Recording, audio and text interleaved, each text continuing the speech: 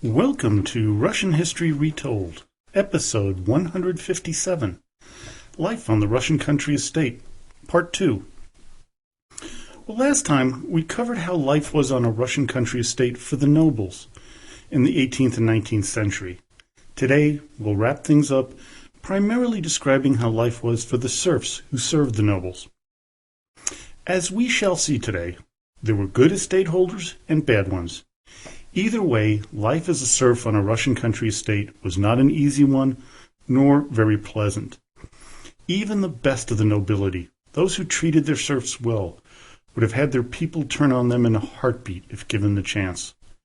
This was evidenced by the numerous rebellions that I mentioned in my series on the Great Revolts. Sometimes the serfs would protect a benevolent master, but many times they would turn on the whole family. Some nobles felt that this was an excuse to abuse their serfs and to keep them fearful of retribution. Sometimes this worked, and sometimes it didn't.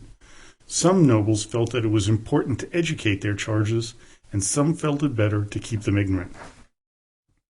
Many noblemen, as I mentioned last episode, felt that they had a strong obligation to take care of their serfs, oftentimes viewing them as simple children who wouldn't be able to survive without their guidance. This mindset was one of the reasons why abandoning serfdom was so difficult for the Russian nobility. They just couldn't fathom how these poor folks could make it in the real world. In her book on life on the country estate, Priscilla Roosevelt tells us about a P.I. Koshkarov, a wealthy man who had a firm grip over his charges, but was considered rather benevolent. His peasants were far better off than most, but he still treated them as though they were only property. He had his way with the young girls who dared not deny him. The unmarried women were strictly separated from the men, and any breach of this rule would sometimes be met with brutal punishment. One girl, a certain Afimya, ran away with a young boy named Fyodor. Koshkarov ordered a manhunt, and when captured he had both whipped and her chained to a large wooden block for a month. Afterwards, she was demoted from a house serf to a sweeper outdoors. Koshkarov was certainly not unique in how he treated the women on his estate. Roosevelt tells us of a bachelor, one Peter Espipov, who would have parties that a visitor recalls. The Saturnalia, Bacchanal, continued long after midnight. Or how V.A. Shompolev described orgies in the great hall of Lev Roslovev's manor house in the Saturov province. These were examples of benevolent noblemen. The stories of the bad ones, they were really grotesque. And it wasn't just men who could be cruel. One, Darya Saltykova, was legendary in her brutality towards her souls. She had 139 serfs, mostly young girls, and they were put to death. That's not how many serfs she had, this is how many she killed, for trivial mistakes like not cleaning the floors completely. She would even personally flog some for entertainment. There were stories about her, including luring serfs to her home, slitting their throats, and eating their hearts. Of course, this is likely to be a tall tale, but she was still put on trial and sentenced to death for her deeds. Luckily for her, Catherine the Great commuted the sentence to a life in a Moscow nunnery under strict confinement. To show how meaningless the life of a serf was, one woman who killed her serf by flogging only got 3 months in jail for her crime. No wonder the serfs hated their masters. They felt it like they were little more than things and not treated as humans, much as the African-American slaves were in the South. Some serfs on the estates were exploited, such as the one Roosevelt describes. Quote, Anna Lyadova, wife of the governor of Tambov and Vladimir provinces, in the 1820s forced her seamstresses to embroider items for sale hours on end. She kept them alert by putting Spanish fly, a blistering agent, on their shoulders and prevented them from running away by tying them to their chairs by their hair. Another issue on the country estates and Russian society in general was that the man was the ruler and women were to be always subservient, even in marriage. The father and the husband were always to be obeyed, with women having little say, even if things got out of hand. They could be abused, beaten, locked up, and there was nothing the authorities could do. Even worse, it was illegal to leave even the worst of men. A law still on the books in 1836 stated, quote, "A woman must obey her husband, reside with him in love, respect, and unlimited obedience, and offer him every pleasantness and affection as the rule of the household."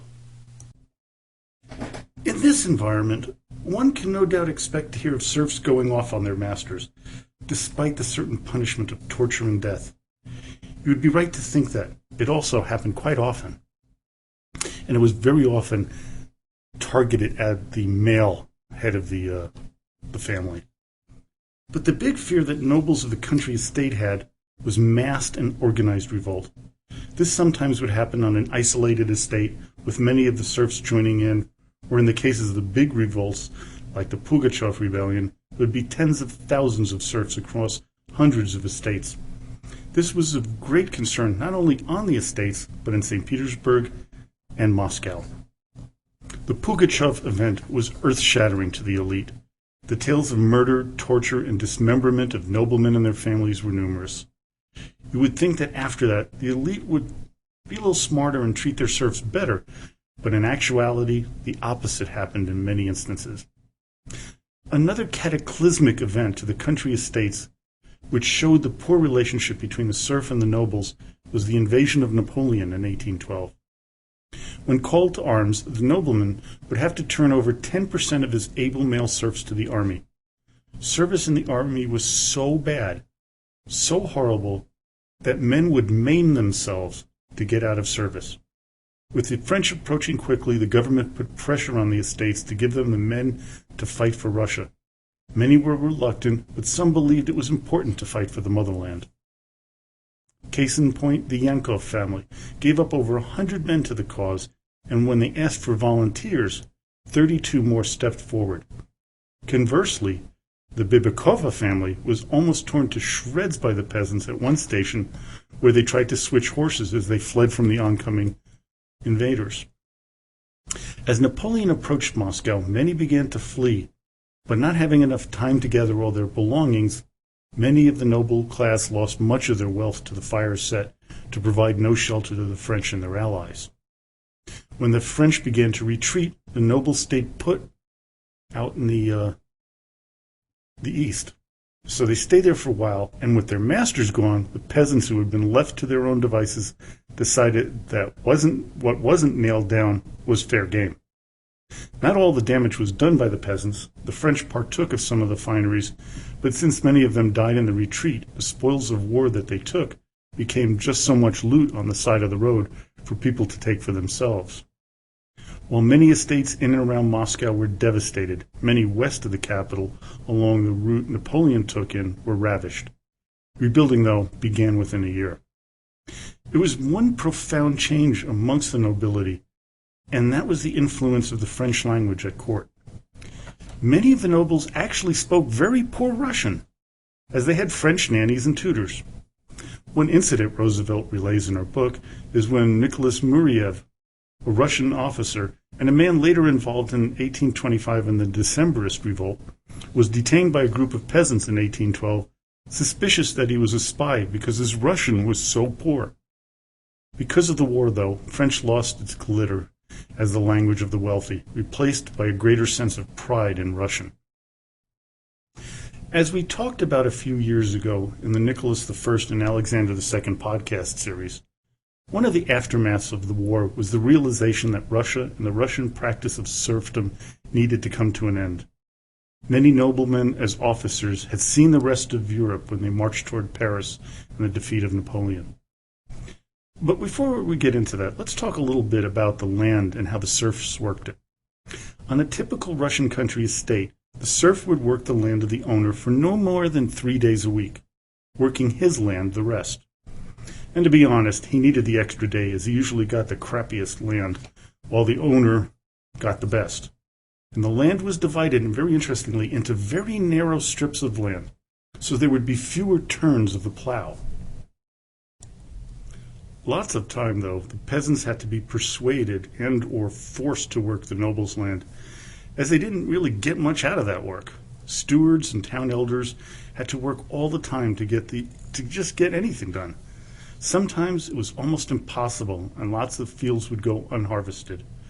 Then there would be the years when drought would hit, which would be followed by famine, and that occurred quite often in Russian history. At those times, it was the responsibility of the landowner to feed his souls. There was another way that the typical serf could pay his way, and that was in an annual monetary payment known as obrok. Working the land for 3 days was known as the barshashina. Now, the typical serf who would pay the obrok was usually better off than his landed friend. The serf who made payments were oftentimes skilled workers like blacksmiths, painters, carpenters, or architects. Some, if very talented, could become quite wealthy, having enough money to buy their freedom. One serf was so valuable to his owner that it cost him an amazing 300,000 rubles to gain his freedom. As Roosevelt tells us in her book on the Russian country estate, a few of the serfs owned by Nikolai Sheremetev became millionaires, owned property and their own serfs, but they had to be registered in Nikolai's name. Many an obrok serf would work off the state, given passports to allow for freedom of movement. But this did not free him from the whims and punishments if he displeased his master. Still, the valuable craftsmen could bring in lots of cash for the estate, so they were, for the most part, treated very well. A major problem for the estates, though, were runaway serfs. Thousands upon thousands would escape every year throughout Russia. There were men who specialized in tracking them down, and they were pretty brutal in their methods of returning them. Revolts, as I mentioned earlier, was also another issue. An example, in 1762 alone, over 314 revolts were recorded, with many more taken care of privately without government intervention. But not all serfs wanted their freedom. There were a large number, not a majority, mind you, but a goodly amount who were treated like family and were actually saddened when emancipation occurred in 1861. The emancipation of February 19, 1861, changed everything in regards to the Russian country estate. One of the biggest problems were estates that had financial problems. They had to give each one of their landed serfs a piece of land, which in many cases ruined them. The emancipation was quite devastating to the noble class. Some even resorted to denying the proclamation or just ignoring it.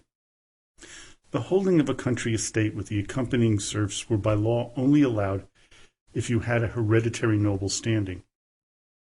After emancipation, anyone with enough money could buy one. Throughout Russia, old noble families were forced to sell to the nouveau riche. Over the coming years, up until about 1905, many estate ownerships were transferred. Life was changing. By that time, the turmoil in Russia dissuaded much further estate purchases. When the Russian Revolution occurred in 1917, the estates were no more. As you can imagine, they were for the most part not destroyed, but taken over by the leadership within the Communist Party, the new nobility. With it, we have a new class of peasants serving their red masters. Well, I hope you enjoyed that. Join me next time when I guarantee we will cover the life of one of the greatest literary people of all time, Leo Tolstoy, as I finally got all my material on him. Well, instead of our regular ending, I just want to ask everybody who hasn't to go over to iTunes and rate the podcast. It's just a few minutes of your time, but by doing so, you can help bring Russian history to a whole new group of people by boosting our popularity. So as always, до свидания и спасибо большое.